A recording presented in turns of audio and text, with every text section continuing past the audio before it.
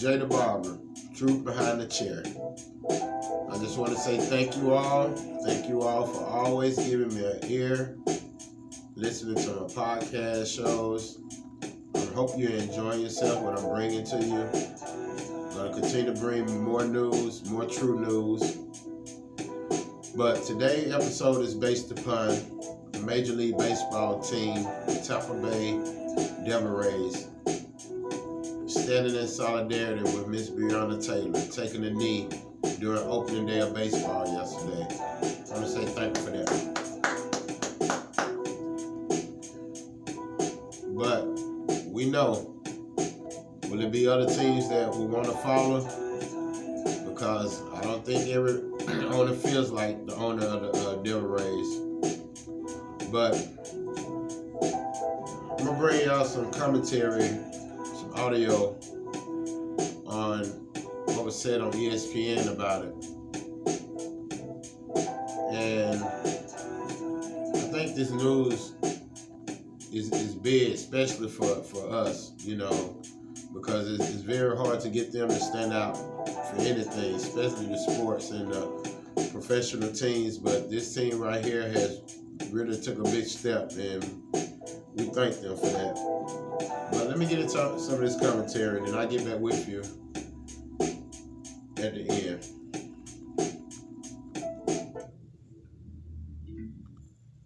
Day for MLB, and we saw lots of awareness being raised in several different aspects. You know, we saw the players wearing shirts that say Black Lives Matter. We also saw the Black Lives Matter stamp on the mound during those games, which was very cool. And also, there were some teams even ahead of their games starting to raise awareness for their teams, also their fans. We saw that the Tampa Bay Rays released this tweet this morning saying today is opening day, which means it's a great day to arrest the killers of Breonna Taylor.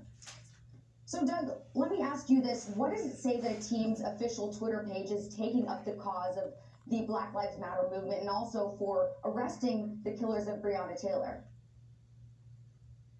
Well, this is a big step. Teams, you think back to the Red Sox statement acknowledging racism. They say it's real. That is a step that you cannot underestimate, because in the Black experience, you're constantly litigating and relitigating your experience. Oh, this didn't happen. It's not what you think it was. You're always in these conversations to reconsider whether you're misinterpreting the double meaning of your experience. And now we have institutions, front and center organizations in sports coming out and saying, no, we're taking these on. We're taking steps. We have your back. That is a huge shift.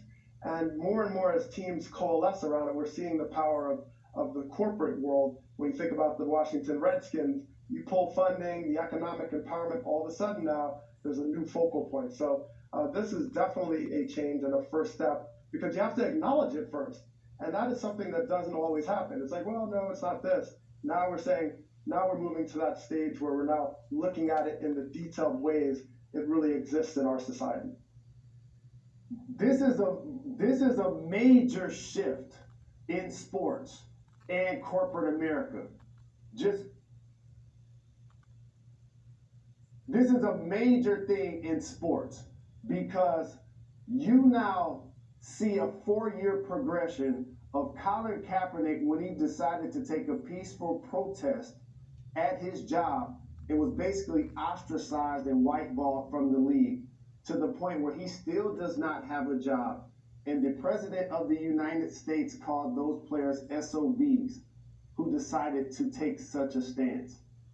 And now all of a sudden, 4 years later, we have the NFL apologizing, and you have Major League Baseball players last night and coaches each taking a knee. That is very powerful in our country. 4 years ago, when we started Get Up, we were talking about this very same topic, and people in mass media were just saying, well, that show is just being woke, or stick to sports, or shut up and dribble, or now you try to use certain terms like Black Lives Matter is a mob. No, just trying to get equality. Okay, and I applaud the Rays for taking this stand and using their professional platform. I get that people are in business to make money. And 4 years ago, it was like, we don't want to alienate a certain fan base because they would be loud. And a lot of times the squeaky wheel does get the oil. And you don't want to alienate any parts of your fan base. And then you realize over these 4 years that fan base outwardly has started to dwindle for righteousness. So I appreciate this tweet, and it's going to start a domino for all of the people who tried to act like they don't want their sports interrupted with politics, as we now realize that they're basically intertwined. I think this is a very big deal, and I think that we've all wondered before sports came back, what exactly would it look like? How would the fight against social injustice manifest itself on the field, in sports, in Orlando, in the bubble, and with MLB? And what we saw last night were really good examples of that. The words that you already played from LeBron James, using that platform, using the press conference to speak about social injustice, and the playing of the voice of Morgan Freeman, but the words of Andrew McCutcheon and his wife before the game was really powerful. I wish Fauci threw a better first pitch. I think that would have made the night a little bit better. However, he socially distanced his pitch. He did. And then we had this tweet about Breonna Taylor. And I think that one thing that's important, there's been so much attention on the Breonna Taylor incident. I want to talk a little bit about the details. The police had a no-knock warrant when they went to her home. And the person that they were looking for, the individual, was already in police custody in a different part of town. Then they were wearing plain clothes. They broke down the door, and a gunfight that resulted in her death occurred. And I think that getting justice for Breonna Taylor is extremely important, but also important is looking at some of the policies, looking at the no-knock warrants, looking at the use of chokeholds, looking at the training that police receive to create change over time. It's kind of like what LeBron was discussing, versus movement versus lifetime. If the police officers are arrested and charged with the death of Breonna Taylor, I don't think this ends. That's the end of a movement, but I think a lifelong commitment with policy changing and review some of the ways that policing occurs in this nation is the lifestyle that LeBron is talking about. But also, Jacoby, he's also talking about decades and decades of us having this conversation, and Doug alluded to it earlier. It creates a level of frustration when you hope that change is happening.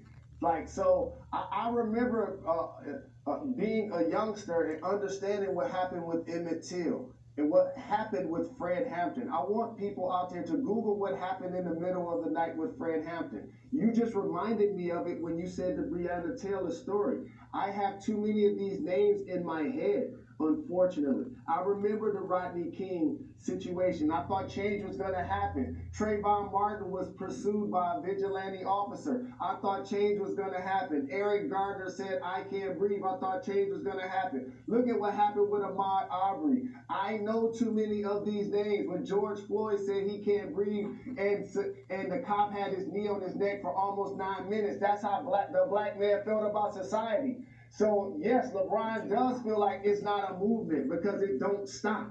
That's basically what he's describing. And thank you to the Rays and to so many people that have graduated over these past 4 years. Hopefully we can continue to have this level of growth as a society. Thanks for watching ESPN on YouTube. That was good commentary by Jalen and his co-workers. But I want to speak on the situation with Colin Kaepernick not being able to have a job at this time. And my thing is, as all the years that went by, I wouldn't even continue to even put any effort into that, because if they didn't do it from the jump, I feel in my heart they're not going to do it at this time. So whatever Colin Kaepernick is doing at this time, continue to progress at it, because they're not going to let you back in the NFL, and I truly believe that in my heart. Also, Dr. Fauci being able to throw the first pitch on opening day. Now, I don't know what that's about, but, the pitch he threw was just going to probably be as weak as his pandemic and his vaccine. So I don't even know why they even invited him to throw the first pitch. They could have brought anybody else out other than him. And for the team to come out and say from the beginning that, this is opening day, today is a good day to arrest the killers of Breonna Taylor, those are strong words, to arrest. And I really think they need to move. Now, I even think they definitely need to move on that, because that young lady was killed unjustly, just sleeping in her bed, and these officers came in with plain clothes and no knock, and the individual that they're looking for was already apprehended. So that whole situation was just occurring for nothing. That was just a nothing, and the young lady lost her life just being in her bed asleep, and a young man lost his girlfriend, maybe his future wife at the time. But I just want to say, I really want to give another clap to this Major League Baseball team for taking a step and doing the right thing, and pushing everybody else to do the right thing as far as the major league teams behind. We hope this can be a domino effect where each team, understand the importance of, young people dying in America, and as far as them saying, Black Lives Matter, I understand, when we say Black lives, I understand it truly, because we're the ones that's being killed in the streets at an enormous rate. And, some people, they try to twist that, but we definitely understand what that means. I mean, it's not that we're trying to gain favor or get an advantage over one. This is just facts. The statistics shows that, we're probably killed, once a day. And that's sad. I'm pretty sure animals in the wild don't even get dropped that fast. But this is another segment of Jay the Barber, Truth Behind the Chair. I want to say, if you want to support my podcast, and I appreciate it, you can go to Jay the Barber 48, Jay the Barber 48, $ Jay the Barber 48, $ Jay the Barber 48. And whatever comes my way, trust me, I appreciate it. It is put to use in so many ways, whether it be looking out for my younger brother that is, doing a federal bid at this time, been locked down for the last 16 years, keeping it solid, keeping his mouth shut, learning how to shut the fuck up. And that's my man, Unique, from Mecca Audio, look him up. That's his slogan. He got a clothing line coming out called "Shut the Fuck Up," and I can relate to that. But until again, this is Jay the Barber, Truth Behind the Chair. Peace.